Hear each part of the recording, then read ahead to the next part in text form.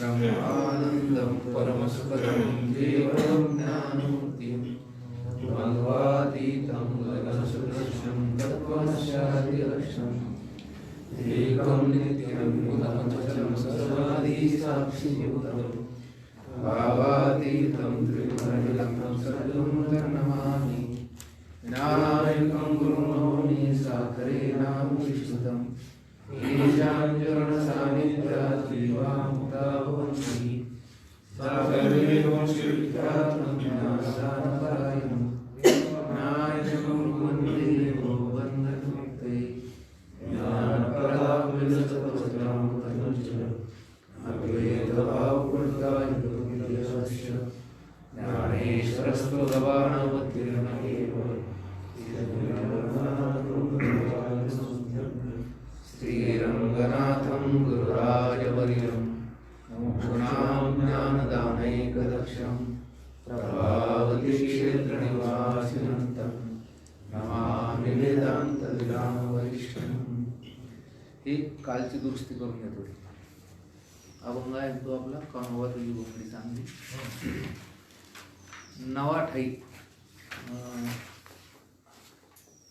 दोन डोळे दोन नाक दोन कान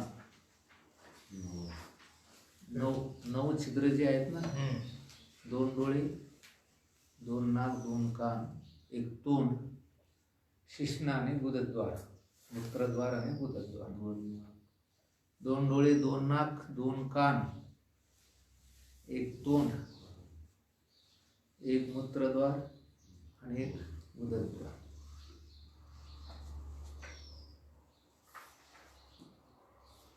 एखाद्या वेळेस घ्यायचं बघून महाराजांनी अभंग मला काळच वाटलं होते म्हणायचं काही हरकत नाही. चालता चालतं सांगितलं मला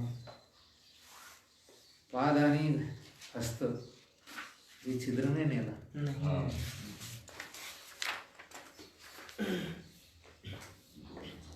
कुठलं चाललं आपलं पंचमकाला दर्शन. मी तीन अवस्थाचा साक्षी आहे. जागृत स्वप्न सुसुप्तीषु यत् ब्रह्मा प्रकाशते तद ब्रह्माहमिति ज्ञात्वा सर्व बंधे प्रमुच्यते. गंगा नदीचा उगम हिमालय पर्वतापासून झालेला असून ती सागरास मिळते. तिच्या काठी पुष्कळशी शहरे जरी असली तरी गंगा मात्र एक आहे. तद्वत जागृत स्वप्न व सुसुप्ती या तीन अवस्था जरी भिन्न असल्या तरी त्या अवस्था ज्याच्या योगाने प्रकाशित केल्या जातात तो आत्मा किंवा ज्ञान एकच आहे. हे दृष्टांत दिला की गंगा जशी हिमालयातून निघते आणि तिच्या काठावर अनेक प्रकारची तीर्थ क्षेत्र मोठी मोठी शहरं वसलेली असतात. परंतु गंगा नदी कशी आहे की एक आहे. काही वेगळी वेगळी शहरं आहेत, काही नुसती केवळ औद्योगिक क्षेत्रात विकास करणारी शहरं आहेत. काशीसारखी जी शहरं आहेत ती काय की तीर्थक्षेत्र आहे. अनेक प्रकारचे शहर, पण गंगा जशी कशी एक आहे. तद्वत जागृती स्वप्न सुषुप्ती या काय की अवस्था आहे. परंतु या तीनही अवस्थामध्ये अनुच्युत असा एकरसपणे जर कोण असेल तर तो आत्मा आहे. आणि या अवस्था भिन्न आहे. आपण अन्वय व्यतिरेकाचं पाठीमागे बरंच चिंतन केलं की जागृतीमध्ये स्वप्न सुषुप्ती नाही, स्वप्नामध्ये जागृती सुषुप्ती नाही, सुषुप्तीमध्ये जागृती स्वप्न नाही. पण तिन्ही अवस्थामध्ये आपण आत्मा हा कसा आहे की अनुच्युत एक आहे. आणि त्यालाच काय म्हणायचं आत्मा किंवा त्यालाच काय म्हणायचं म्हणजे ज्ञान एकच आहे. एकच आहे म्हणजे काय, जागृतीला मी जाणणारा, सुसुप्तीला मी जाणणारा आणि स्वप्नाला मी जाणणारा. किंवा एखादा राजा सिंहासनावर अधिष्ठित असताना त्यावेळेचा त्याचा व्यवहार राजकीय स्वरूपाचा सार्वत्रिक असतो. घरी असता त्याचा व्यवहार स्वतःच्या कुटुंबापुरता असतो. एकांतात असता केवळ स्त्रीशी व्यवहार असतो आणि निद्रित असता अगदी एकाकीच असा असतो. हे बघा, आता यांनी प्रत्यक्ष आपलंच उदाहरण दिलं. मनुष्य जेव्हा व्यवहार करतो त्या व्यवहारातील ते उदाहरण दिलेलं आहे. एखादा राजा असेल तर त्यांनी सांगितलं की जेव्हा तो राजसिंहासनावर बसलेला असतो त्यावेळी त्याचा व्यवहार कसा असतो की वेगळा असतो. आणि या बाबतीत बऱ्याच लोकांचं काय की या ठिकाणी महाराज मतभिन्नता आहे. कशी? आता एखादा गृहस्थी कीर्तनकार असेल, गृहस्थी भजन म्हणणार असेल, गृहस्थी एखादा कलाकार असेल, तर त्या लोकांचं म्हणणं आहे की यांनी सारखं राहायला पाहिजे. कसं राहायला पाहिजे? सारखं राहायला पाहिजे. म्हणजे तो व्यवहार करायला लागला तर तो जसा भजनाला भजन म्हणताना राहतो तसाच राहायला पाहिजे. पण व्यवहारामध्ये त्याचा व्यवहार वेगळा आहे. तुम्ही दुकानदार असेल, दुकानाचा व्यवहार वेगळा. तुम्ही नातेसंबंधामध्ये गेले तिथं नातेसंबंधाचा व्यवहार वेगळा आहे. तुम्ही सप्ताहामध्ये गेले तर सप्ताहातील व्यवहार वेगळा आहे. मग राजा म्हटल्यानंतर राजाचा तिथला व्यवहार वेगळा. तोच राजा जेव्हा कुटुंबात जातो त्यावेळेस कौटुंबिक व्यवहार कसा असेल त्याचा वेगळा असेल, मर्यादित असेल. आता मंत्री वगैरे हे बघा ना तुम्ही, मंत्रालयात असेल त्यावेळेस त्यांचा व्यवहार कसा असतो? वेगळा असतो. तिथे गेल्या गेल्या सर्वजण उभे सर सर सर मोठमोठे अधिकारी वगैरे त्यांना करतात का नाही? कुठे? मंत्रालयामध्ये. का क्लासहून अधिकारी ज्यांनी भयंकर असा अभ्यास करून ते पास झालेले अधिकारी, आणि हे काही फार शिकलेले नाही, यांना काय म्हणतात ते सर. कारण भारताची ही शोकांतिकाच आहे. भारतामध्ये मूर्ख स्वातंत्र्यात असे आणि पारतंत्र्यात. हे मूर्ख म्हणता येत नाही आपल्याला यांना, पण खरं तसं म्हटलं तरी काही कळत नाही. अर्ध काम तर त्यांचे कोण करतात? हो, सचिवच करतात का नाही यांना? हे मंत्री लोकांचे अर्धे काम कोण करत आहे? काहीच कळत नाही त्यांना. म्हणजे याचा अर्थ काय? त्यांना सर सर सर करतात. आणि तेच मंत्री जेव्हा कुटुंबामध्ये येतात त्यावेळेस सर कोण करतं त्यांना?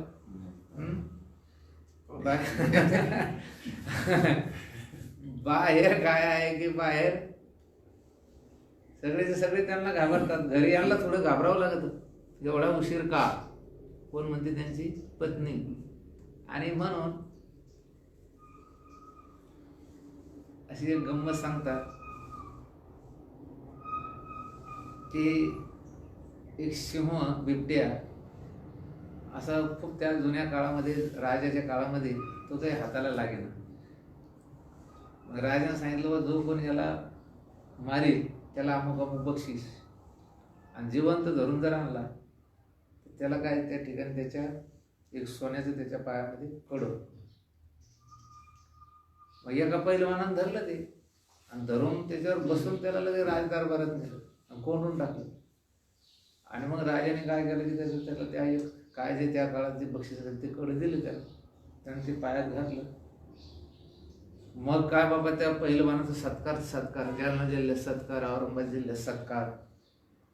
मग आता सत्कार खरं पहिलवानगी याने केली, पण मग आता स्त्री आणि सौ दोघाचा सत्कार, पती पत्नीचा सत्कार. एका सत्कार समारंभामध्ये स्टेजवर हे दोघं चढले, पती आणि पत्नी.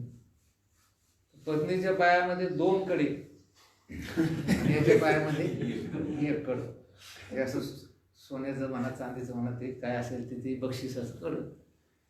एका माणसानं प्रश्न विचारला, गो म्हणे साहेब, बिबट्या तुम्ही धरलाय, वाघ तुम्ही धरलाय, आणि तोही सुद्धा तुम्ही त्याच्यावर बसून कानाला पकडून आणला, आणि तुमच्या पायात 1 कड, बाईच्या पायात 2 कडे कसं काय? म्हणे मी वाघाचा कान धरून राजवाड्यात आणलं म्हणून माझ्या पायात 1 कड, आणि घरी गेल्यानंतर ही माझी 2ही कानं धरली. तिच्या पायात 2 कडे. अहो, राजव्यवहार वगैरे वेगळा असतो आणि कुटुंबातला व्यवहार वेगळा असतो. बरं, जेव्हा एकांतामध्ये स्त्रीशी व्यवहार करतो त्यावेळी ते दोघेच असतात, आणि गाढ झोपल्यानंतर मग एकटाच. बघा तुम्ही, राजगादीवर बसल्यानंतर, राजसिंहासनावर बसल्यानंतर अनेक लोक असतात तिथे प्रधान असतात, तिथे सेवक असतात, त्याच्यापेक्षा तिथं काही महाराज त्या दरबारामध्ये आपल्या काही अडचणी सांगणारे लोक तिथे आलेले असतात. म्हणजे याचा अर्थ तिथं भरपूर असतात. कुटुंबात तेवढे लोक असतात का? नाही. तर त्याच्यापेक्षा जर आपण थोडंसं स्त्रीशी तो ज्या वेळा एकांतात बोलतोय त्यावेळी ते दोघेच असतात, आणि झोपल्यानंतर एकटाच असतो.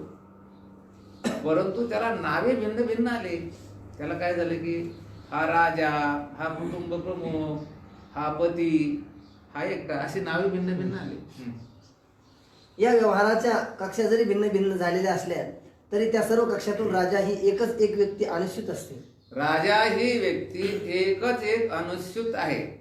कारण ती व्यक्ती बरं का, राजा नाही.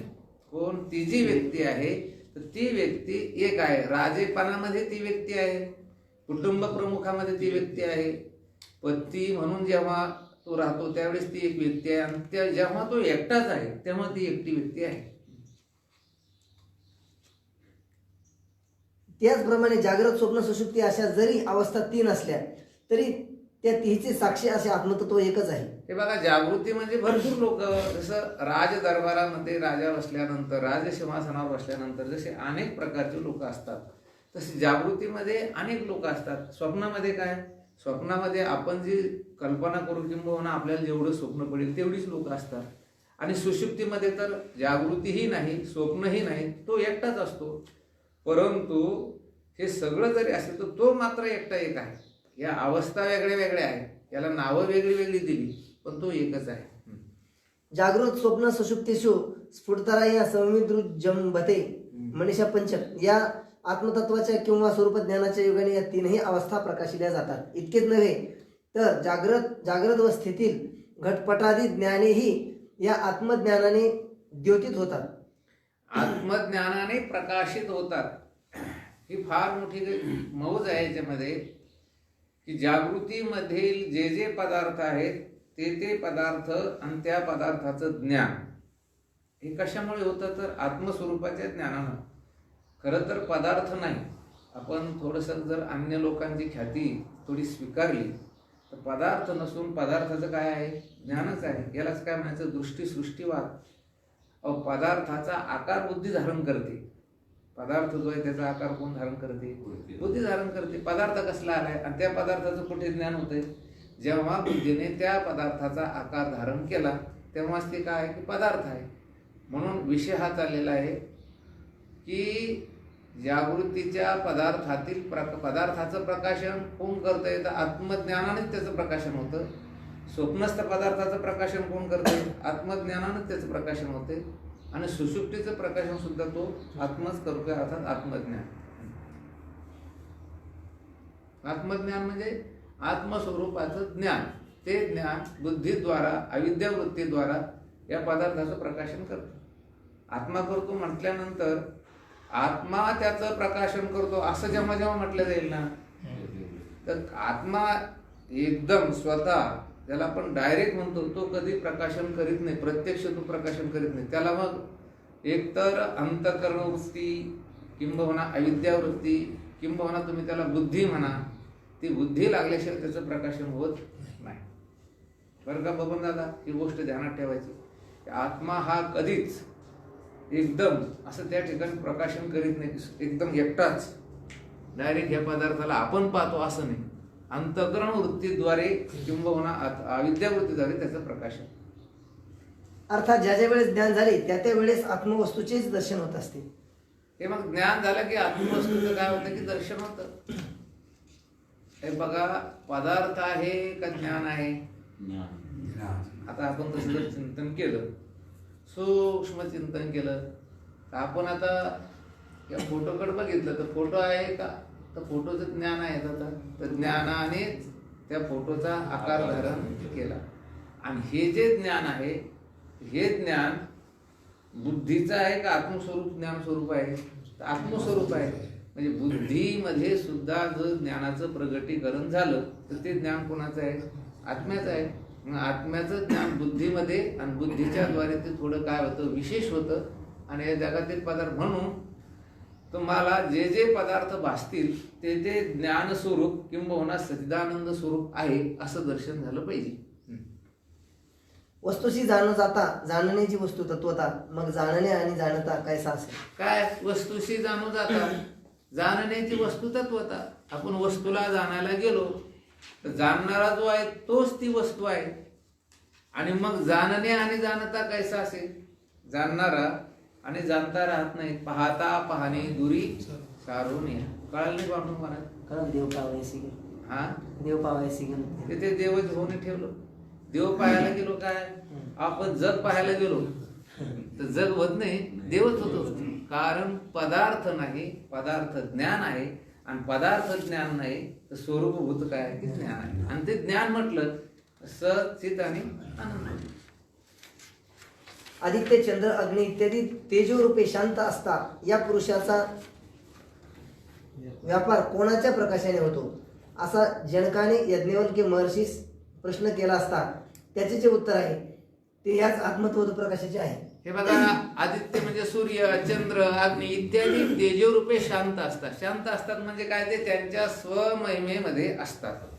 तर त्यावेळेस या पुरुषाचा व्यापार कोणाच्या प्रकाशाने होतो, कोणाचा, हा जो काही आत्मस्वरूप आहे याचा व्यापार कोणाच्या प्रकाशाने होतो, किंबहुना चंद्र सूर्यादिकांचा व्यापार कोणाच्या प्रकाशाने होतो. यदा आदित्यगतं तेजो जगत भासयते खिलम्. तर त्या जनक राजाने याज्ञवल्क्य मुनीला प्रश्न विचारल्यानंतर त्यांनी सांगितलं याच आत्मतत्व प्रकाशाचे आहे. कारण जगामध्ये जेवढा प्रकाश आहे तेवढा प्रकाश कोणाचा आहे, आत्मतत्वाचा आहे. आणि त्याच्यावर त्यांनी श्लोक दिला बृहदारण्य उपनिषदातील. आत्मा एव अस्य ज्योती भवती आत्मना एव ज्योती आस्ते पल्ले येते कर्म कुरुते विपर्येती इति.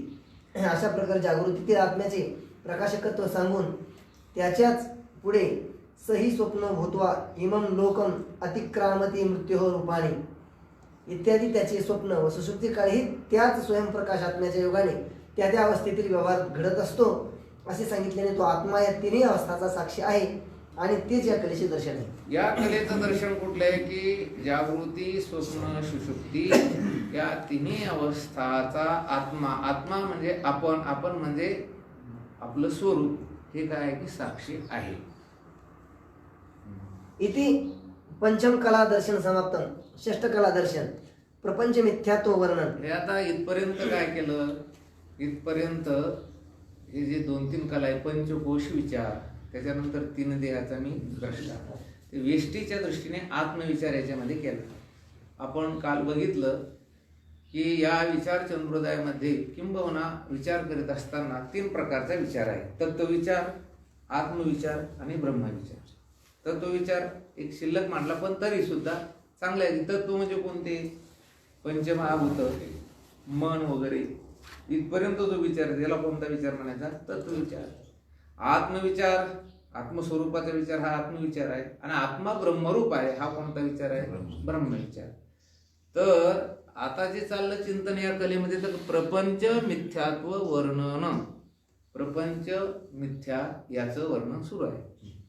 रज्जू सर्पाकार भासियले जगदंबर अखिल वस्तू मात्र परमात्मा रूप आहे. हे बघा, ही गोष्ट, हे जे वाद आहेत, एक 2-3 वाद प्रामुख्यानं ज्याला वक्तृत्व करायचं त्याच्यासाठी अत्यंत महत्त्वाचं आहे की पहिला वाद खरा कोणता असेल तर अजातवाद. अ म्हणजे नाही, जात म्हणजे जन्म, आणि वाद म्हणजे प्रक्रिया. ज्याचा जन्म झाला नाही त्याच्याविषयी प्रक्रिया मांडणे किंवा विचार करणे याचं नाव काय आहे, अजातवाद. पण अजातवाद काय आहे की अजातवादाचे दृष्टांत कोणते आहे, सशृंग, खपुष्प, पागुलवा. तसं जगतच नाही हा पहिला काय की वाद आहे. कारण आपण नेहमी सांगत असतो की हे शालेय शिक्षण आणि पारमार्थिक शिक्षण याच्यामध्ये फरक आहे. शालेय शिक्षण क्रमाक्रमाने वर शिकत जावं लागतं आणि पारमार्थिक शिक्षण आपल्या अधिकारानुसार वरून हळूहळू खाली येणार. अजातवाद सांगायचा, तो नाही कळाला, तो नाही पटला तर मग विवर्तवाद, तो नाही कळला तर दृष्टीसृष्टीवाद. आणि म्हणून विवर्तवादाच्या पोटात 2 वाद आहे, एक दृष्टीसृष्टीवाद आणि दुसरा सृष्टीसृष्टीवाद. तर रज्जू सर्पाकार हा कोणता वाद आहे, आता विवर्तवाद आहे. रज्जूवर भासलेला सर्प हा रज्जूचा विवर्त आहे. उपाद काय, अधिष्ठानाहून विपरीत स्वभावा आणि अन्यथा स्वरूप, त्याचं नाव विवर्त. अखिल वस्तू मात्र परमात्मा रूप आहे. नामरूपात्मक प्रपंच कालत्रयात झालं नाही असा वेदांत सिद्धांत आहे. असा वेदांताचा सिद्धांत आहे. काय, नामरूपात्मक हा जो प्रपंच आहे हा माग झाला नव्हता, आता नाही आणि पुढेही होणार नाही. न झाला प्रपंच आहे परब्रह्म अहम सोहम ब्रह्म आकळले. एक प्रपंच एक झाला होता हे तो समूळ मिथ्या वार्ता पुढे पुढे पुढे पुढे पुढे इथे लिहिलं त्याने. पुढा होईल मागोता पुढा होईल मागुता कदा कल्पंती घडेन. बस प्रपंच एक झाला होता हे तो समूळ मिथ्या वार्ता पुढे होईल मागोता आणि कदा कल्पांती घडेना. अशी वस्तुस्थिती असताही केवळ भ्रमाने प्रपंचाकार वृत्ती झाल्याने जन्म मृत्यू प्रत्यय होऊ लागला आहे. हे काय कशी काय गंमत आहे ही? तर प्रपंच झाला नाही, प्रपंच वर्तमान नाही आणि प्रपंच भविष्यात होणारही नाही, आणि तरी मग मग आपण विवर्तवाद का स्वीकारला बरं? आपण त्याचं चिंतन मागे केलेलं आहे की अजातवाद हा नाममात्र आहे. कशी सत्ता आहे ती? नाममात्र. म्हणजे कसं? बाबुलवा नाममात्र, शशीश्रंग नाममात्र. आणि मग आपल्याला तर आता बाबुलबा तसा नाहीच, म्हणजे बाबुलबा मुळात नाही आणि त्याची प्रतीती येत नाही. शशीश्रंग मुळात नाही आणि त्याची प्रतीती येत नाही. वंध्या पुत्र नाही आणि त्याची प्रतीती येत नाही. पण आपल्याला या जगताची प्रतीती येऊन राहिली की नाही, आणि म्हणून आपण काय केलं की विवर्तवाद स्वीकारला. नाही तर वास्तविक कोणता वाद आहे? तो अजातवादच आहे. पण विवर्तवाद का? गुरुजीने एक वेगळ्या प्रकारे सांगायचं. गुरुजी म्हणायचे दत्तक पुत्र, नाममात्र पुत्र आणि औरस पुत्र. हा असं का? पुत्र मुलं किती प्रकारचे? 3. वंध्या पुत्र नाममात्र. वंध्या पुत्र कसं आहे? नाममात्र. औरस पुत्र म्हणजे तुमच्या पोटी जन्म घेतलेला हा कोणता पुत्र आहे? औरस पुत्र आहे. आणि दत्तक पुत्र असा असतो की तो दिसतो तर खरी तुमचा, पण सिद्ध होत नाही. म्हणजे तुम्ही आपलं ओढून तोडून वेडिंग केल्यासारखं तो असतो. वास्तविक पाहता सिद्ध होतो का तो? जर तसं सिद्धीचं जर त्याचं DNA तपासलं, DNA तपासल्यानंतर त्यानं ज्याचं नाव वर लावलेलं आहे, तर वर लावलेलं जे नाव असतं ते ज्याने दत्त घेतलं त्याचं नाव लावलेलं असतं. तो बाप सिद्ध होतं का? बरं त्या बापाचा हा मुलगा सिद्ध होतो का? तसं हे जगत म्हणजे दत्तक पुत्र दिसतं खरी पण सिद्ध होत नाही. हे जगत जे आहे ना, हे दिसतं खरं पण ते काय होत नाहीये? सिद्ध होत नाहीये. आणि म्हणून विषय हा चाललेला आहे की विवर्तवाद, सर्व इमारत ही विवर्तवादात उभी आहे. एक सोपं सूत्र आहे याचं बघा. कधी असा जेव्हा जेव्हा आपल्या समोर प्रश्न उभा राहील तर जगत दिसतं का हा प्रश्न येतो नाही पांडुरंग महाराज कधी. आणि नुसतं दिसत नाही तर ते सत्य वाटतं. तर याचं सोपं उत्तर द्यायचं की रज्जूच्या अज्ञानाने जसा सर्प दिसतोय आणि रज्जूच्या अज्ञानाने हा सर्प भासला हेही कळत नाही, म्हणून तो काय होतो की सत्य वाटतो. तसं ब्रह्मस्वरूप आपल्याला ब्रह्मरूपानं कळालं नाही, तर कोणत्या रूपानं कळालं? ते जगत रूपानं दिसलं. आणि हे ब्रह्म असून जग दिसून राहिलं हेही कळालं नाही, म्हणून ते सत्य वाटलं. हे हा दृष्टांत असा घट्ट झाला पाहिजे. कधी पण लोक म्हणते पण जगत दिसतं का? अरे तुम्हाला तो देव कळाला नाही म्हणून जगत दिसलं, आणि देवाच्या न कळण्याने जगत दिसलं हेही तुम्हाला कळालं नाही म्हणून ते सत्य वाटलं. तुम्हाला जर हे कळालं असतं की रज्जूवर हा सर्प भासला रज्जूच्या अज्ञानाने, तर तुम्हाला तो सर्प सत्य वाटेल का? नाही. ताबडतोब तुम्ही म्हणता अरे हा तर काय मिथ्या आहे. म्हणून इथे प्रपंच एक झाला होता हा अजातवाद, आणि वस्तुस्थिती असताही केवळ भ्रमाने प्रपंचाकार वृत्ती झाल्याने जन्म मृत्यू प्रत्यय होऊ लागला. आणि मग त्याच्यासाठी कोणता वाद स्वीकारला आपण? विवर्तवाद. आत्मभ्रांतीसाठी वस्तू विखरली बारावाटी ते एकवटी तो ज्ञान दृष्टी अखंडचे. हे बघा, आत्मभ्रांतीसाठी आणि वस्तू विखुरली 12 वाटी, म्हणजे आत्मभ्रांती झाल्यामुळं ही वस्तू 12 वाटाने विखुरल्या गेली. 6 आस्तिक शास्त्र, 6 नास्तिक शास्त्र हे कशामुळे तयार झाले बरं? आत्मभ्रांती झाली म्हणूनच. जर आत्मभ्रांती नसेलच या 12 शास्त्राचा काही विचार करायची गरज नाही. ते एकवटी ज्ञानदृष्टी अखंडचे. बस मग जर ज्ञान झालं तर हे 12 वाटानं विखरलेली वस्तू अखंड एकरस आहे अशी त्यांना अनुभूती येते.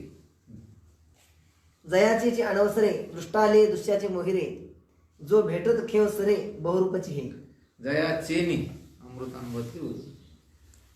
दृष्टाले दृश्याचे मोरे फार इथे खूप असं चिंतन ज्ञानेश्वर माऊलींनी त्या अमृतानुभवामध्ये मांडलेलं आहे.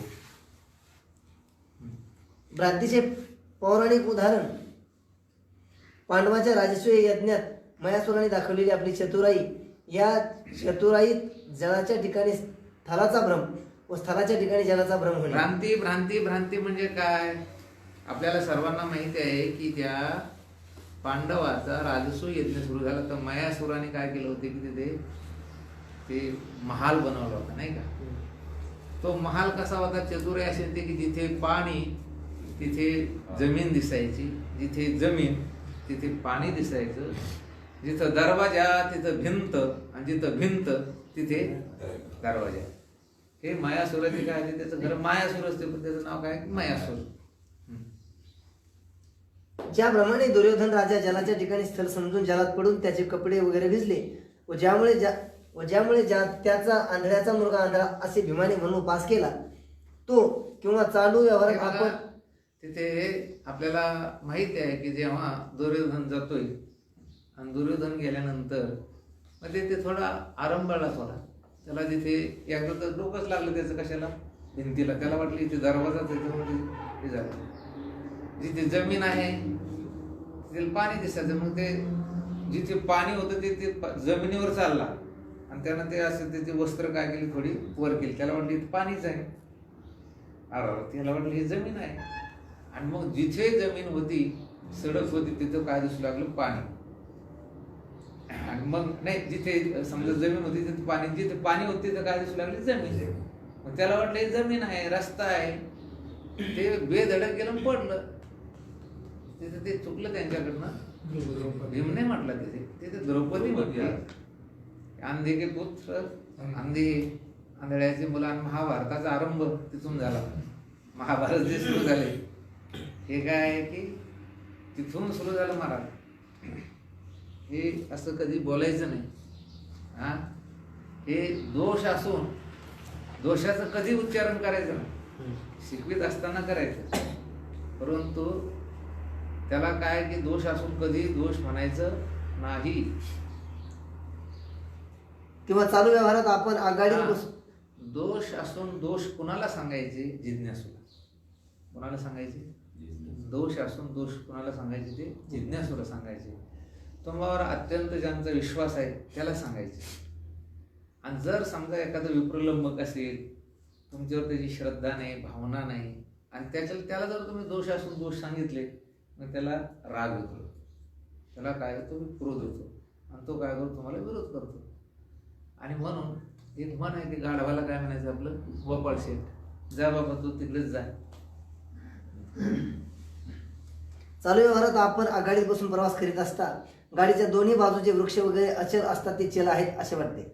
हा त्यांनी चालू दृष्टांत दिला की आपण रेल्वेमध्ये बसल्यानंतर दोन्ही बाजूचे वृक्ष भयानक त्या ठिकाणी वळल्यासारखे दिसतात. झुक झुक झुक झुक अगन गाडी धुराचा रे हवेत गाडी आणि पळती झाडे पाहूया आणि मामाच्या गावाला जाऊया.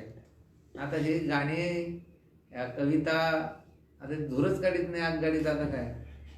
आता सगळी लाईटवर निघाली. पहिल्यानं झाकाक निघायची. हा परंपरांना बघितलेली ती गाडी. ती कोळशी टाकायची नाही, कोळशी टाकायचं होतं पहिल्याला. आहे काही ठिकाणी जिथे लाईट वगैरे नाही पण आता डिझेलवर आहे सरासरी ती गाडी. फक्त मी तर म्हणतो याच्यासाठी ठेवली असेल डिझेलवर.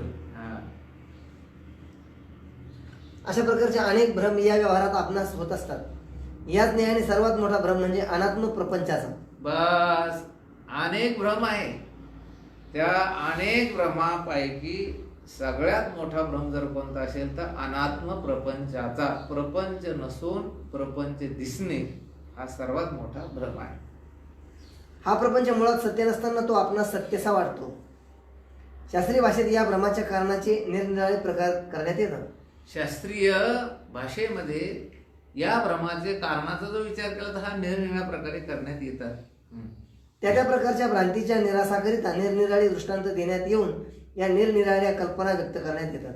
या काय आहे की तुम्हाला येन प्रकारे पटवून देण्याकरिता वेगळ्या वेगळ्या कल्पना वेगळे वेगळे दृष्टांत दिलेले तर ज्ञानेश्वर माऊलींनी तर खरं तर त्यांना माऊली ही संज्ञा त्याच्याचमुळे मिळाली की 9,000 ओव्या आहेत तर त्या 9,000 ओव्यामध्ये जवळजवळ 7,000-7,500 ओव्या कशाच्या आहेत की दृष्टांताच्या.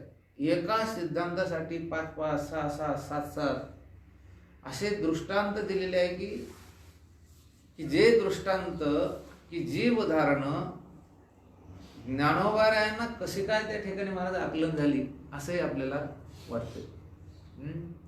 काय एकचिते तरुणांगी पत्री पुत्रा ते आलिंगी परिपुत्र भावाच्या अंगी काम रिगता वल्लभा पुढे नाही अंगी जीवे साकडी ते कांतेचे निपाडे एक सरलाच होते. आणि म्हणून वेगळ्या वेगळ्या प्रकारचे दृष्टांत देऊन तुम्हा आम्हास ते तत्वज्ञान कळावं ह्याच्यासाठी भयंकर कष्ट जर पहिले कोणा घेतले असेल तर ते माऊली. कल्पना व्यक्त करण्यात येतात. या निरनिराळ्या कल्पना व्यक्त करण्यात येतात. यातील काही प्रकार: एक रज्जुसर्प किंवा शुक्ती रजत दृष्टांत. 2 बिंब प्रतिबिंब. 3 स्फटिक आणि तत्संसर्गी जपा पुष्प. 4 घटाकाश महदाकाश. 5 सुवर्ण व त्याचे अलंकार. हे सर्व दृष्टांत त्याच्या प्रक्रियेसह मूळ ग्रंथात स्पष्ट करून दाखवले आहे. हे मूळ ग्रंथात आपण बघितले. रज्जू सर्प, शुक्ती रजत, बिंब प्रतिबिंब, स्फटिक, पुन्हा तत्संसर्गी म्हणजे जप कुसुम, घटाकाश मठाकाश महदाकाश, सुवर्ण व त्याचे अलंकार. हे आपण मूळ ग्रंथात हे सर्व दृष्टांत बघितले. या सर्व दृष्टांतवरून सर्प प्रतिबिंब इत्यादी दृश्य ही सर्व भासमान म्हणजे मिथ्या असून त्यास अधिष्ठानभूत असलेल्या रज्जू बिंब इत्यादी वस्तू या सत्य आहेत. हे आपण बघितलंय. रज्जूवर सर्प भासला, सर्प सत्य नाही, सर्प मिथ्या आहे, पण रज्जू सत्य आहे. बिंब प्रतिबिंब वादामध्ये बिंब मिथ्या असून ते जे काही हे प्रतिबिंब मिथ्या नसून ते सत्यच आहे. ते प्रतिबिंब जरी आपल्याला दिसत असलं ते मिथ्या तर ते कसं आहे ते सत्यच आहे. त्याचप्रमाणे हा सर्व दृश्य पसारा किंवा प्रपंच भ्रमात्मक असून परब्रह्माच्या ज्ञानाने त्या सर्वांचा बाध निराश होत असल्याने प्रपंच मिथ्या आहे व तदधिष्ठानभूत वस्तू सत्य आहे हे सांगण्याचे या कलेचे प्रयोजन आहे. तदधिष्ठानभूत ब्रह्म वस्तू सत्य आहे हे या कले सांगण्याचे काय आहे की प्रयोजन आहे. काही गोष्टी अशा लक्षात ठेवायच्या की जिथे जिथे आपल्याला पदार्थ दिसतोय आणि तो पदार्थ जर मिथ्या ठरत असेल तर मिथ्या वस्तू कधीही अधिष्ठाना वाचून प्रतीला येत नाही. हे नेहमी ध्यानात ठेवायचे की मिथ्या वस्तूची प्रतीती आली ही प्रतीती ज्याच्यावर येते ती कसं असतं की सत्य असतं. तसं सर्प मिथ्या पण रज्जू स्थूल दृष्टीने कसं आहे की सत्य आहे. रजत मिथ्या शुक्ती सत्य आहे. पुरुष मिथ्या स्थाणू सत्य आहे. म्हणून अशा काही गोष्टी आहे की आता मृगजळ जरी मिथ्या असेल तर उखर भूमी आणि सूर्य हा कसा आहे की सत्य आहे. बिंब प्रतिबिंब वादामध्ये सुद्धा प्रतिबिंब तुमच्या दृष्टीने जरी मिथ्या असेल तरी मूळ बिंब हे कसं आहे सत्य आहे. अज्ञान ज्ञानाने म्हणूनच हे जे अत्यंत मोठे वैज्ञानिक लोक आहेत हे वैज्ञानिक लोक एक चैतन्य मानतात. ज्याला चेतना म्हणतो आपण ती चेतना शक्ती ते मानतात आणि बहुतांशी या शक्तीचा त्या ठिकाणी अगदी अभिमान रहित अभिमान म्हणजे त्यांच्या अंतःकरणामध्ये कुठल्याही प्रकारचा अभिमान नाही, निरंकार रहित होऊन या शक्तीला मानण्यामध्ये मेडिकल सायन्स हे काय की अग्रेसर आहे. बाकीचे सायन्स लोक असतील पण मेडिकलवाले बघा तुम्ही कितीही मोठा डॉक्टर असेल तरी तो म्हणतो हे आम्ही आमचे सर्व उपाय केले आता शेवटी ईश्वराच्या हातात. एखादा मुस्लिम जर डॉक्टर असेल तर तो म्हणतो आपल्याला ईश्वर जरी मिळत असेल मनात म्हणत असं अल्लाचे ते हातात. म्हणजे याचा अर्थ शेवटी ते एक चैतन्य शक्तीला ते मानणारे लोक आहेत. अज्ञान ज्ञाने नेले आपण वस्तू देऊन गेले. बस अज्ञान ज्ञाने नेले आणि आपण वस्तू देऊन गेले. अज्ञान काय झालं, ज्ञानानं नेलं आणि आपली वस्तू आपल्याला ती देऊन गेलं महाराज. इति षष्ठ कला दर्शन समाप्तम. सप्तम कला दर्शन आत्म्याची विशेषणे. आत्म्याची विशेषणे किती आहेत? 2. सांगा मग कोणती कोणती पाठवून मला सांग रे सदानंद बाबा. हा, विधेय विशेषणे आणि निषेध विशेषणे.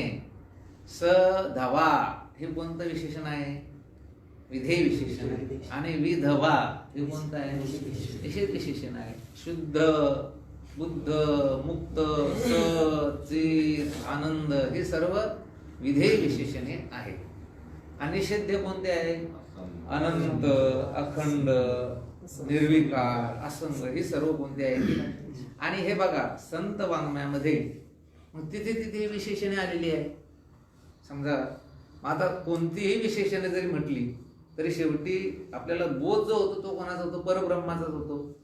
आता हे बघा आपण सत्य, ज्ञान हे 2 विधेय विशेषणे आहे का नाही? आणि अनंत हे कोणतं आहे? निषेध विशेषण. सत्य, ज्ञान, अनंत, गगनाचे प्रावरण, नाही रूपवर्ण गुण, असे अनेक आहे महाराज. आनंद, अद्वय, नित्य, निरामय.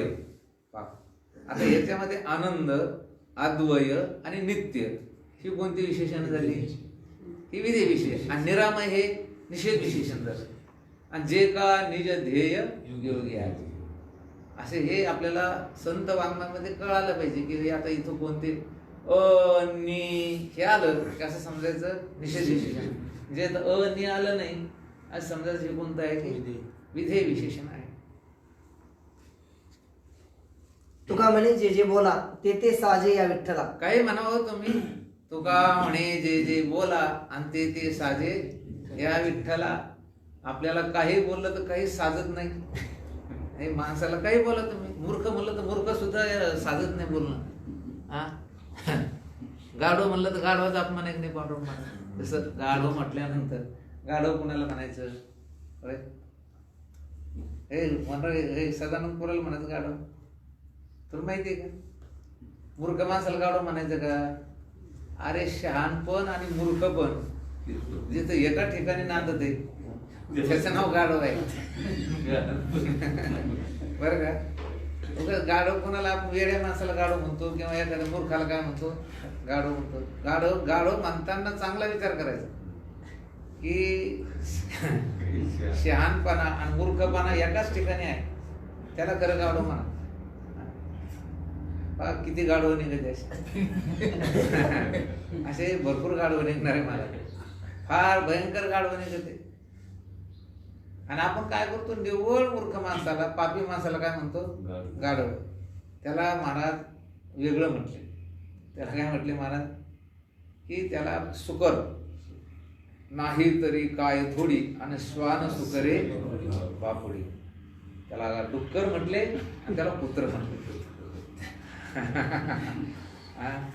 त्याला काय म्हटले की डुक्कर, कुत्रा. आणि जे जिज्ञासू आहेत ना, जे वेदांत शास्त्रात चिंतन करणारे आहेत ना, त्यांना शिव म्हटले महाराज. काय म्हटले? आपण आता कशाच चिंतन करतो? वेदांत सिंहाची आरोळी. आज वेदांत म्हणजे कसे आहे की महाराज, हे सिंहासारखं आहे. सांख्यादी गजकापती चळचळी. सांख्यशास्त्र फार मोठं आहे, हत्तीसारखं. पण सिंहानं आरू ठोकली की गज का असाना हत्ती चळचळ. आणि बाकीचे तर आपले उभे उभे दे सगळी. ते जे बाकीचे शास्त्र आहे ना हे दुसरे, यांचं काहीच खरं नाही. आणि म्हणून ध्यानात ठेव रे सदानंद, गाढव कोणाला म्हणायचं? शहाण. सोप्या भाषेत बोलू का? कीर्तन करतो तांबाखू खातो, कीर्तन करतो, पान खातो, बिडी पितो, त्याला गाढव म्हणायचं. स्पष्ट म्हणायचं. आता हे आपण काय माघारी थोडंच बोलून राहिलो म्हणायचं. ऐकणे बाबा झालं. खोटं बोलतो, कीर्तन करतो, खोटं बोलतो, मग त्याला काय म्हणायचं? आज अमुक अमुक मारा. आज गाढवाचं कीर्तन म्हणा.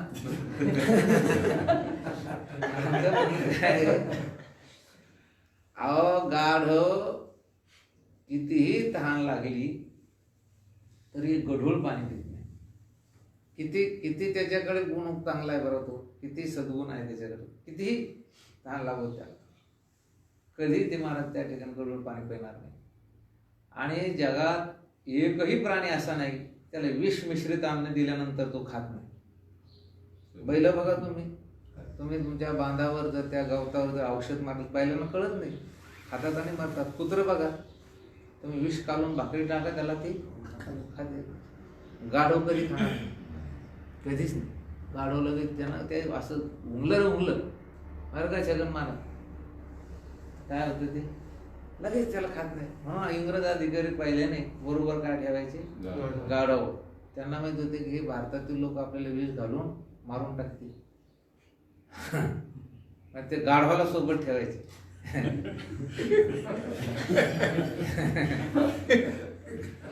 आणि वेड इतका वेड, पौर्णिमेच्या चांदण्याचं अगदी शीतल चांदणं पडलेलं असतं. किती शीतल,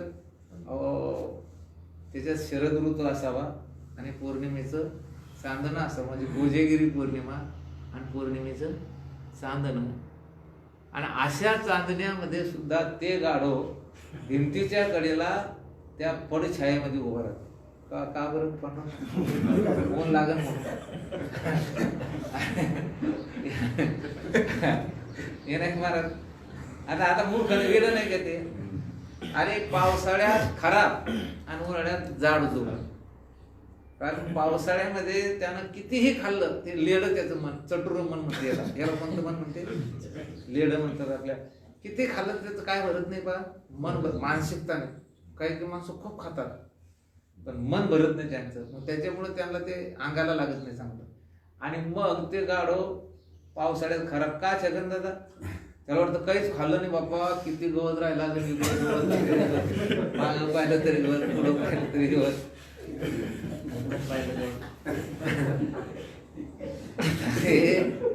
भ्रष्टाचार करणारे कोण आहे बरं सांगा बरं तुम्हाला. अहो एवढं खाऊन राहिले, कशात खाऊन राहिले तुम्ही. कोरोनात खातात, तुमचं काही संडास दिली स्कीम त्याच्यात खातात, कशात खाऊन राहिले. मग ते पोटच भरा ना त्यांचं. आणि उन्हाळ्यात काय अगदी ताजे का, त्याला वाटतं आपण लय खाल्लं, काहीच राहिलं नाही. पुढं पाहता काहीच नाही, गवत हिरवं इकडं तिकडं काहीच नाही. आणि म्हणून त्यांनी सांगितलं की, म्हणून तुका म्हणे जे जे बोला ते ते साजे या. कशाविषयी निघला की माणसाला गाढव म्हणणं सुद्धा साधत नाही.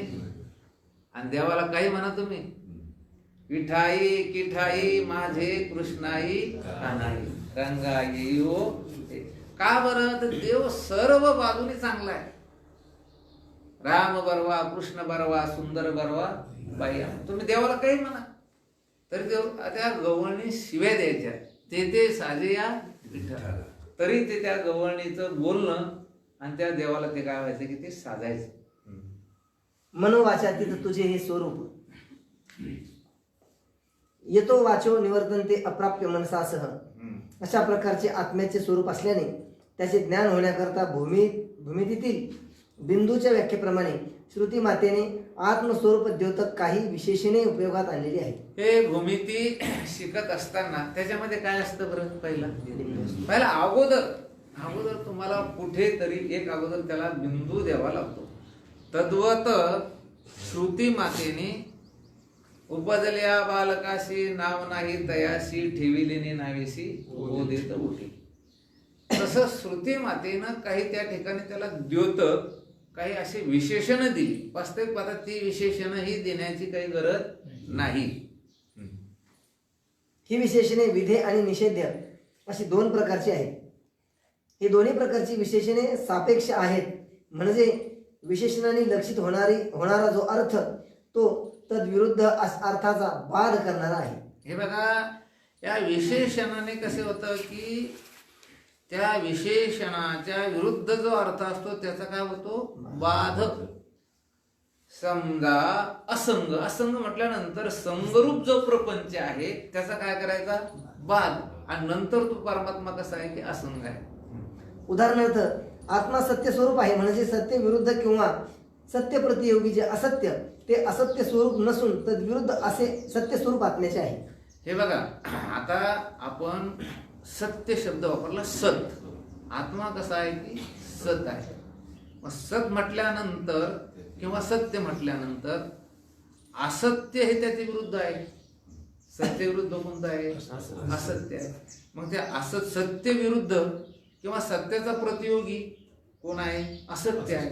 मग त्या असत्याचं काय केलं की त्या ठिकाणी महाराज असत्य स्वरूप नसून तद्विरुद्ध असे सत्य स्वरूप आत्म्याचे आहे. मग तो कसा नाही आता?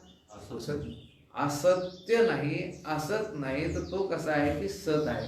पण कसा? तो निरपेक्ष सत आहे. कसा सत आहे तो? निरपेक्ष सत. सत्याच्या सापेक्ष असत्य असं नाही. हा. परमात्मा कसा आहे मग? सत्या असत्याच्या रहित. तो कसा आहे की निरपेक्ष सत. आता हे जे सत आहे, या सतानं काय केलं की असत्याचा काय केलं की त्या ठिकाणी महाराज त्याग केला. आणि मग असत्य गेलं की हे सत्य जातं, पण ते मूळ सत्य लक्ष स्वरूप राहतं. सदादी प्रतियोगी असदादी तिन्ही लोटिता झाली त्राय सत्ताधिका. बस, लोटिता झाली त्राई सत्ताधिका. अमृतानुभवात बघू आता हे सर्व खाली आहेत. अनुभव अमृत प्रकरण 5. आणि म्हणूनच यास परस्पराविरुद्ध अशी ही विशेषणे देण्यात येतात.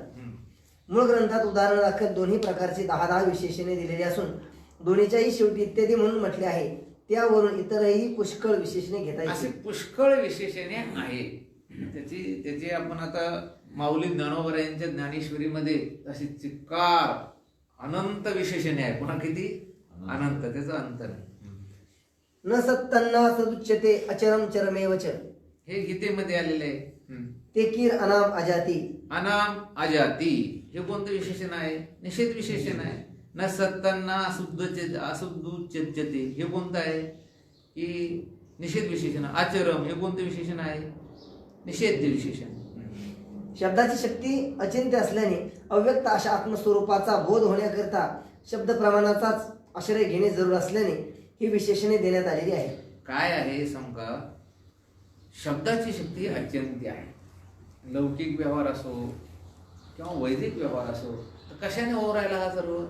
शब्दाने. म्हणून महाराज म्हटले की आम्हा घरी धन शब्दाची गरज नाही, शब्दाचीच शास्त्रे येत नाही. कारण काय आहे की हे जे 6 प्रमाणे आहेत ह्याच्यामध्ये उपजीवी असं प्रमाण कोणते? प्रत्यक्ष प्रमाण. परंतु प्रत्यक्ष प्रमाणाचा सुद्धा शब्द प्रमाणाने बाद होतो. कारण शब्द प्रमाण हे कसं आहे की सर्वात श्रेष्ठ आहे, ते वैदिक आहे. आणि म्हणून वैदिक शब्दप्रमाणे प्रत्यक्ष तुम्हाला वस्तू दिसते एवढ्यावरून ती वस्तू सत्य वाटते असं कधी नाही. शब्द प्रमाणाने ती वस्तू काय व्हायला पाहिजे की सिद्ध व्हायला पाहिजे. ह्याच्यासाठी दृष्टांत मागे सांगितला मी तुम्हाला की एका जागेचा वाद होता आणि त्या जागेवर इमारत उभी केली. आणि ती इमारत उभी केल्यानंतर आता दोघांचा वाद सुरू झाला. काही वाद असेल, रजिस्ट्री झाली असेल का नसेल. रजिस्ट्री झाली नाही. यानं नगरपालिकेत जागा लावून घेतली, नगरपालिकेचा टॅक्स भरतो ज्यानं जागा बांधली ती. पण रजिस्ट्री नाही झाल्यामुळं याच्यावर काही सातबाऱ्याच्या नावावर नाही. मग दोघांचा वाद सुरू झाला. वाद सुरू झाल्यानंतर कोर्टमध्ये गेल्यानंतर कोर्टाने आदेश काढला आणि त्यांचा जो कोणी सिव्हिल इंजिनियर असतो त्याला सांगितलं की आज रोजी या वादग्रस्त इमारतीची रक्कम किती आहे हे तुम्ही काढा, व्हॅल्युएशन. आणि तो सिव्हिल इंजिनिअरिंग आल्यानंतर आता 5-7 वर्ष ती इमारत बांधून झाली होती. मग आता त्यांचे ते रेट जे असतात वर्तमान चालू, मग लोखंड किती लागलं याला, विटा किती लागल्या, सिमेंट किती लागलं, बांधकाम मजुरी, त्यानं ते सर्व. आणि ती माहिती देत असताना कशी द्यावी लागते? ती लेखी द्यावं लागते. आणि म्हणून त्या इंजिनियरनं कोर्टाच्या समोर अगदी पद्धतशीर त्याचं त्या ठिकाणी महाराज विश्लेषण केलं. याला लोखंड एवढं लागले असेल, वर्तमान काळात याचा हा भाव आहे, म्हणून इतके पैसे लोखंडाचे झाले, इतके विटाचे झाले, एवढे सिमेंटचे झाले. आणि असं करता करता करता खाली एक इशारा दिला की ही इमारत पांडुरंग महाराजांची आहे असं दिलं. कोर्टाने भलं धरून झापलं त्याला. त्याला काय सांगितलं? बघ, तुमची जी काही सीमा आहे ती कुठपर्यंत आहे? फक्त तुम्ही त्या इमारतीची आजची वर्तमान काळात त्याची किंमत किती, व्हॅल्युएशन हे काढायचं. ही इमारत कोणाची हे सांगण्याचं काम कोणाचं आहे? तसं जग जे दिसण्यापुरतं काम प्रत्यक्ष प्रमाणाचं आहे. काय हे जग दिसावं, जग दिसतंय एवढं काम कोणाचं आहे ते? पण हे सत्य आहे का मिथ्या आहे हे ठरवण्याचं काम कोणाचं आहे? शब्द प्रमाणाचं. म्हणून तर कारण तुम्हाला सुद्धा तोच अधिकार. कोणता अधिकार आहे? जगात राहायचा फार झाला तुम्हाला अधिकार आहे, पण सत्य मिथ्या ठरवण्याचं काम कोणाचं आहे ते? सत्य शब्द प्रमाणात. म्हणून शब्द प्रमाण हे सर्वात कसं आहे की श्रेष्ठ आहे. शब्दाची शक्ती अचिंत्य असल्याने शब्द प्रमाणाचा आश्रय घेणे जरूर असल्याने ही विशेषण देण्यात आली. ही सर्व विशेषणे आत्मवस्तूच्या गुण वर्णनपर नसून स्वरूपदर्शक असल्याने ती परस्पर भिन्न नसून अभिन्न आहेत आणि त्या सर्वाच्या योगाने एकच आत्मा दर्शवण्यात येत आहे. हेच या कलेचे दर्शन आहे. ही गोष्ट आपण परत एकदा लक्षात ठेवायचे की हे आत्मस्वरूपाचे गुण नाहीत.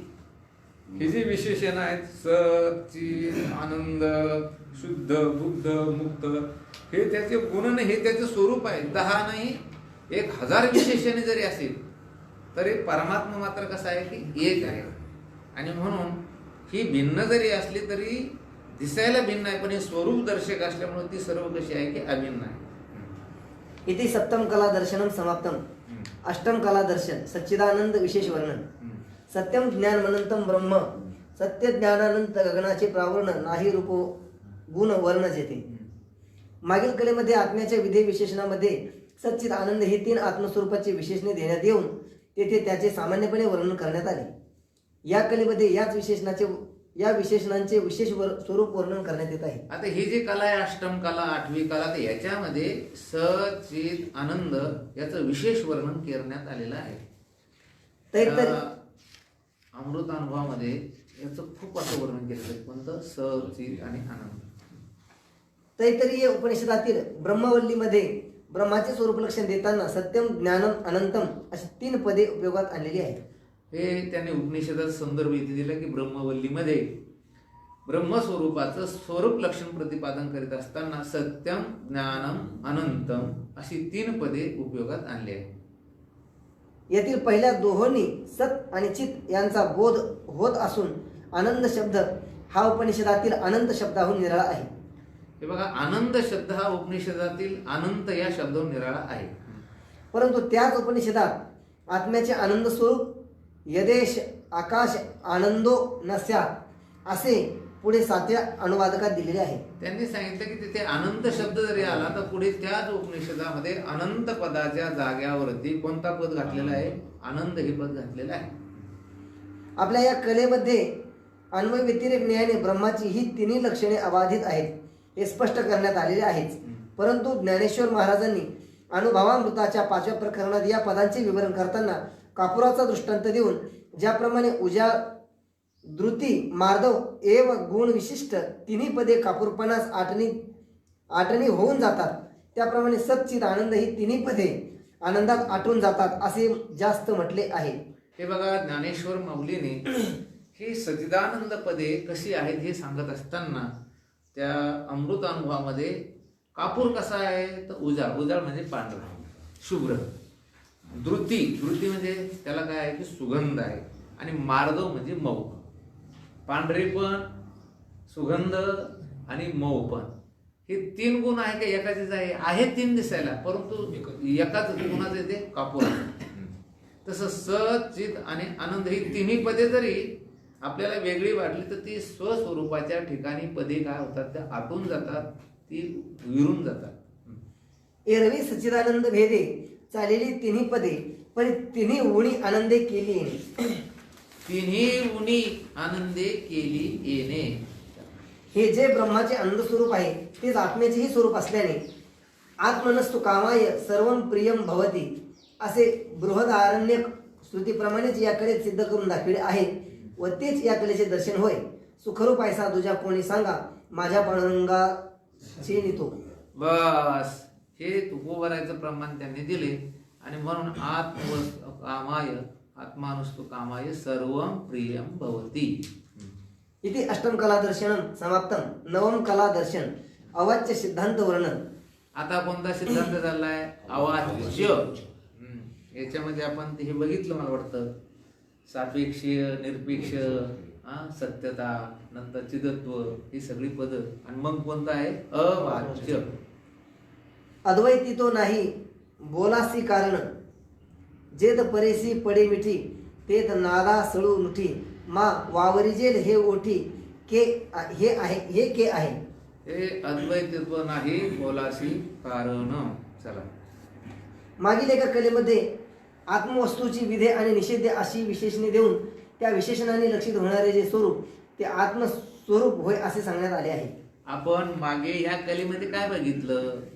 आत्मवस्तूची विधेय आणि निषेध अशी विशेषणे देऊन त्या विशेषणाने लक्षित म्हणजे त्यानं जे निर्देशित केलेलं आहे स्वरूप ते आत्मस्वरूप आहे. परंतु ती सर्व विशेषणे सापेक्षतया आहेत, सापेक्षतया आहेत असे त्या कलेच्या दर्शनात ध्वनित केलेले आहे. तोच अर्थ पुढे करून आता याकडे असे सिद्ध करून देण्यात येत आहे की तो आत्मा मनोवाच्यातीत असल्याने त्याच्या वास्तविकरित्या वर्णनच करता येत नाही. ही गोष्ट नेती श्रुती नेती तो मनोवाच्यातीत असल्यामुळे त्याची गोष्ट ती वाच्यात येत नाही. वेद जाणू गेला पुढे मौनावर. त्याचे वर्णन करताना श्रुतींना सुद्धा नेती असे म्हणावे लागले.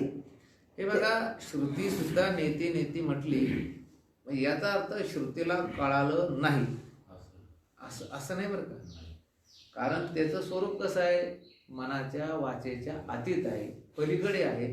आणि म्हणून ते मनात वाणीत याच्यामध्ये ते येत नाही. वाच्यवाचक भेद तिथे तयार होईल. आणि म्हणून श्रुतीनं कोणता शब्द वापरला? नेती असा शब्द वापरला. या ज्ञानेश्वर महाराजांनी याच्यासाठी अगदी मोकळाच आपला दृष्टांत दिला. जैसीन सांगणे वरी बाळापती ते रूप करी, बोल निमालेपणी विवरी अचर्चा ते, असं ज्ञानेश्वर माऊलींनी जुन्या काळातील दृष्टांत दिला. कोणत्या काळातील दिला? हा जुन्या काळातील दृष्टांत दिला. जैसीन सांगणे वरी बाळापतीशी रूप करी आणि बोल निमालेपणी विवरी अचर्चा ते. ते जुने कीर्तनकार मंडळी दृष्टांत सांगायचे. आता हा दृष्टांत सरासरी कोणाला पटणार पण नाही. काय आता हे पहिल्याने ते नवरदेव नवरी एकमेकाचं मुख पाहायचे. कधी पाहिजे हो महाराज? फक्त सुन्मुख तिथंच पाहिजे. त्या आरशामध्ये तोपर्यंत ते एकमेकाचं तोंड सुद्धा पाहत नव्हते. मग ते कधी पाहत होते का? अगोदर पाहत होते का लग्न लागायच्या अगोदर? आता हा अगोदर विचार आहे. हा काय आपल्या संस्कृतीमध्ये या लोकांनी सगळं परकीयाची विकृती आणून घातली. आणि मग आता अगोदरच त्याची एंगेजमेंट, अगोदरच एकमेकाचे फोटो काढणं, म्हणजे हा काय झाला? आता खरं विचारच आहे ना की तुमचं विद्युक्त पाणी ग्रहण झालेलं नसताना तुम्ही पती पत्नी म्हणून मिरवता. तुम्ही फोटो काढता, भानगडी करतात. हा काय झालाय? व्यभिचारच आहे.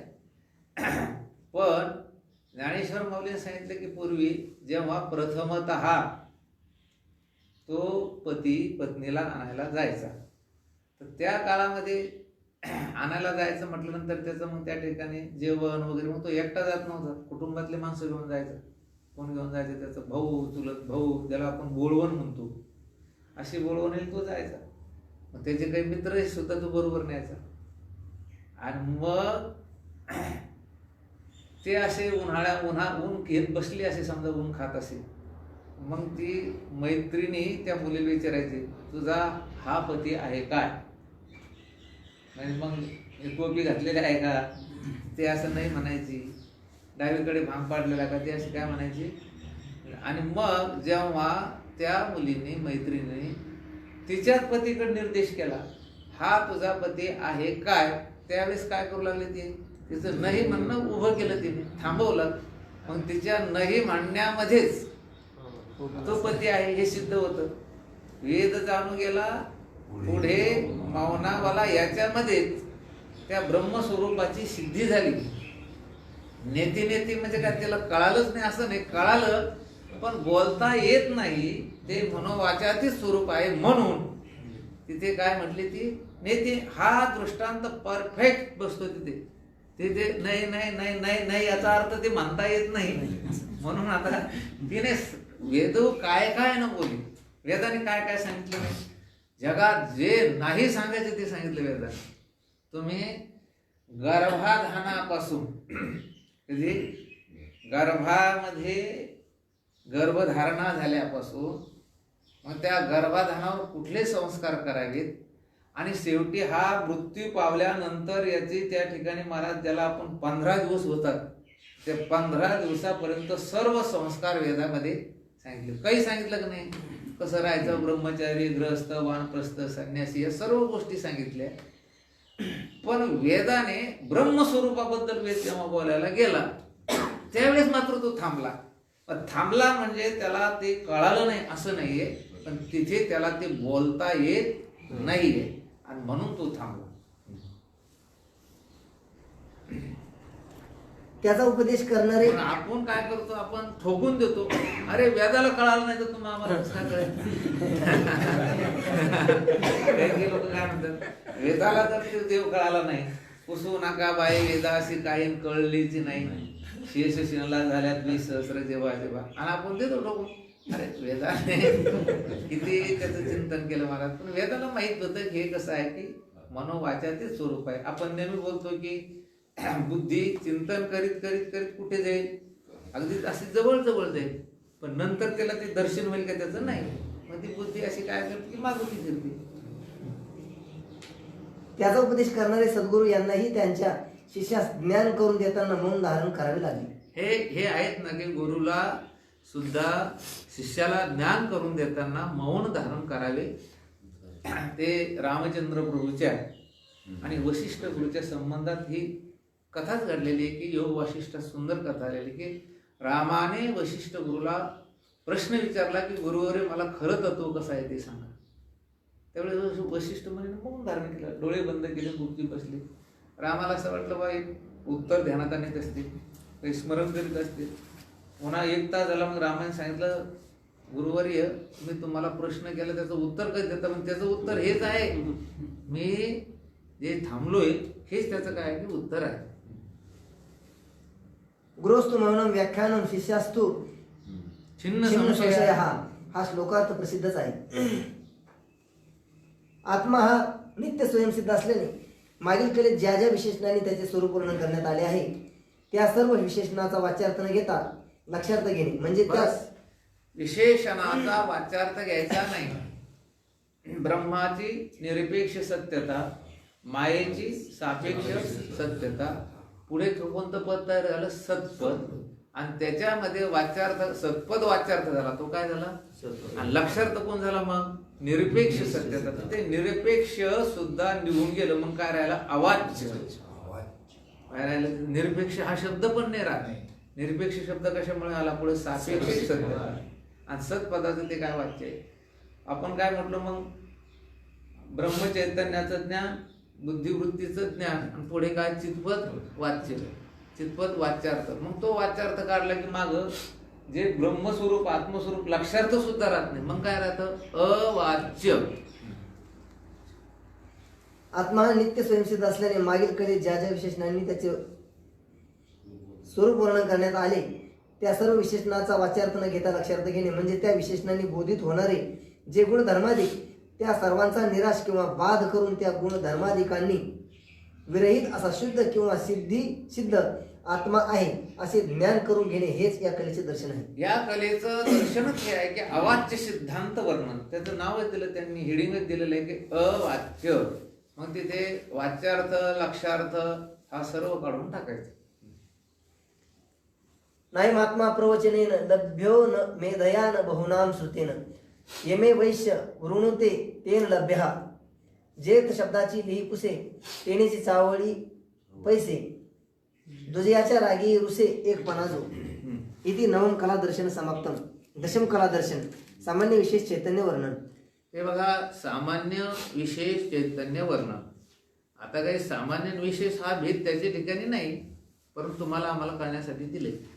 विशेष सामान्य दोहो नातळे चैतन्य ते भोगीचे अनन्य तेने सिद्ध सदा.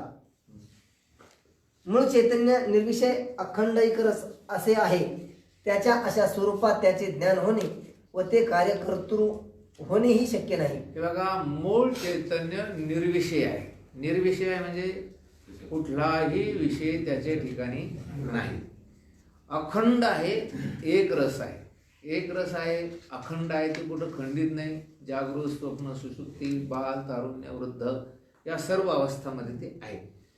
त्याच्या अशा स्वरूपाचे त्याचे ज्ञान होणे व ते कार्यकर्तृ होणेही शक्य नाही. ते असं ज्ञान होतं त्याचं का तसं ज्ञान होतं. तो हे कार्य करतो का हे कार्य करीत नाही, ह्या गोष्टी त्याच्या ठिकाणी नाही.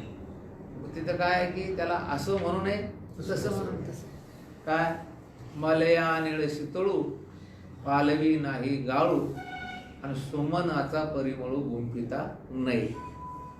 तैसा जाना सर्वेश्वरू म्हणो नये साना थोरू आणि त्याच्या स्वरूपाचा निर्धारू कवन जाणे. हा कुठं झाला बबन महाराज आपण ध्यानात नाही आता नाही. आपण घेतला होता बीडमध्ये, दिंडी होती त्यावेळेस. म्हातारं होतं बा ते बीडमध्ये त्यावेळेस, ते ब्राह्मण बुवा. हा फार सुंदर चिंतन झालं याच्यात. अभंगच चांगला आहे हा, पूर्ण सुंदर. साखरेचे गोडपण निवडिता नये, कापुराचे कांडण कांडिता नये अडचण. कापराचं कांडण करायला लागली बाई आणि अडकणी काढायचे. अडकण माहिती आहे तुम्हाला? अडकणी माहिती आहे का? काय अडकण म्हणजे रिकामी कण. अडकण म्हणजे काय, रिकाम कोंडा वगैरे जे असतो ना. आता कापुराचं कांडण केलं, मग कापुराचं कांडणात अडकण काढायचे का? कापुराचे कांडण करिता नये अडकण आणि साखरेचे गोडपण निवडिता नाही. तुम्ही साखरेचं गोडपण काढता नाही. तैसा जाना सर्वेश्वर म्हणो नये साना थोरू आणि त्याच्या स्वरूपाचा निर्धारू कवन जाणे. मोतियाचे पाणी भरिता नये रांजणी. महाराज सांगतात मोत्याचं पाणी हे काही असं रानात वगैरे काही भरता येत, ते हातातच येत नाही. तुम्ही मोत्याचं पाणी भरण्याचं काय काम?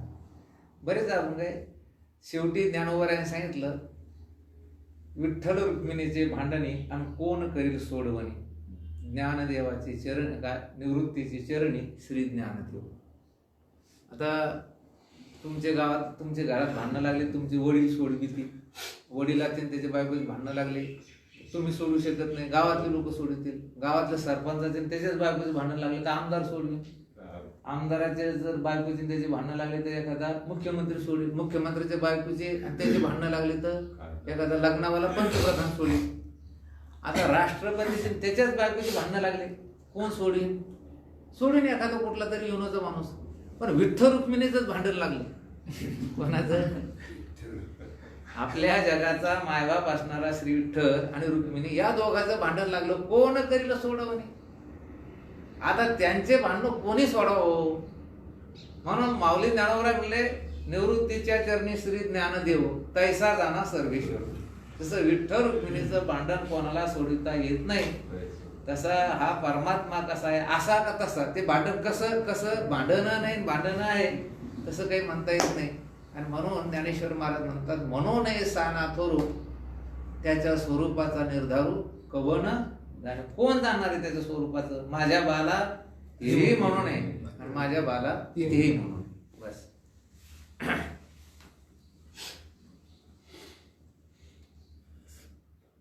चाल फार सुंदर आहे पांडुरंग महाराज त्याची. त्याच्या स्वरूपाचा निर्धारू कवन. म्हातार बोगले जोरात म्हणायचे. म्हातार बाबा आहे ना, फार सुंदर आपण म्हणायचे. आता असे अभंग कीर्तनाला घेतले, लोक म्हणतात बाबा हा आवाजचे वर्णन कशाला चाललंय? आवाजचे ते म्हणतात. मग महाराज तुम्ही वाच्य कशाला सांगायला लागले आम्हाला? बोलतात कशाला? मूळ चैतन्य निर्विषय काय, पण आपल्यासारखे लोक असल्यानंतर आपाच ऐकायला मग कीर्तन असं करता येतं नाही का? पुढच्या अशी 5-10 कानं चांगली असली मग कीर्तन चालतं. मूळ चैतन्य निर्विषय असं झालंय की आपल्या भागामध्ये किती चांगला कीर्तनकार कंबर कसून आला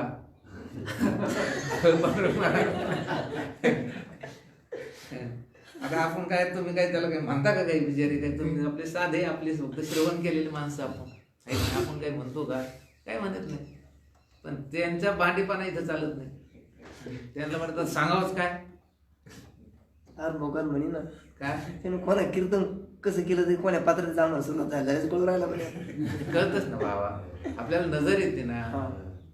कारण ते मी तुम्हाला त्या याच्यात दृष्टांत आलेले मागे की हिंदी विचारसागरामध्ये आलेलं आहे ना, ते हिरा घेऊन गेला होता ते त्याच्या वडिलाचे मित्र, त्याच्या ते गरिबी आली, मग त्याला ते पाहिलं इकडून तिकडून एकच त्याला ते काय निघला हिरा, आणि तो मग गेला वडिलाच्या मित्राकडं. तर वडिलाच्या मित्राने त्याला पाहायला सांगितलं गाडी म्हणे हिऱ्याला आता सध्या मार्केट नाही, भाव खूप डाऊन झालेले, तू असं कर की तुझं उदरनिर्वाह चालण्यासाठी माझ्याकडे कामाला येतो आणि तू हिरा ठेवून दे, जेव्हा भाव येईल त्यावेळेस मी काय करून की ते विकून तुला पैसे दे. आणि ते गेलं ते घासायला हिरे. गेल्यानंतर 12 महिने त्यानं ते घासले आणि म्हणे आता मार्केट आलं, भाव आला, हिरा घेऊन ये. आणि मग जेव्हा हा गेला आणि त्यानं ते काढला आणि ते फेकून दिला हिरा नदीत. नदीत हिरा कस काय फेकला, सदानंद ऐकलं. हिरा नदीत फेकून दिला, का फेकला असं रे त्याने, सांग बरं का फेकला. तो हिरा नव्हता माऊली, गार होती, पण त्याला कधी कळालं ते जेव्हा ज्यावेळी त्याला ते हिरे घासू घासू त्याची काय झाली पार. तसं तुम्हाला आज आपण जर एखाद्या वेळेस चुकून म्हणलं की बा तुम्ही अमुक अमुक माणूस घेऊ नका, तो काही चांगला सांगत नाहीत, लोक म्हणते महाराजाचं काय करू राहिले, देश करून राहिले. पण ज्यावेळेस तुम्हाला हे चिंतन कळेल त्यावेळेस तुम्हीच म्हणसा बाबा आपल्याला हे नकोच, आता आपल्याला कसं साधा किंवा एखादा पण चिंतन सांगणारा पाहिजे. मूळ चैतन्य निर्विषय अखंड एक रस असे आहे. त्याच्या अशा स्वरूपात त्याचे ज्ञान होणे व ते कार्य करतो होणे शक्य नाही. हे बघा, त्या चैतन्यानं कार्यकर्तृ म्हणजे त्या कुठलंही कार्यप्रवृत्ती होत नाही. जे मूळ चैतन्य आहे ना ते कुठल्याही प्रकारचं कार्यकर्तृ होऊ शक्य नाही. राहिलेल्या दिवशी उद्या कुंडली वरदा विठ्ठल श्री ज्ञान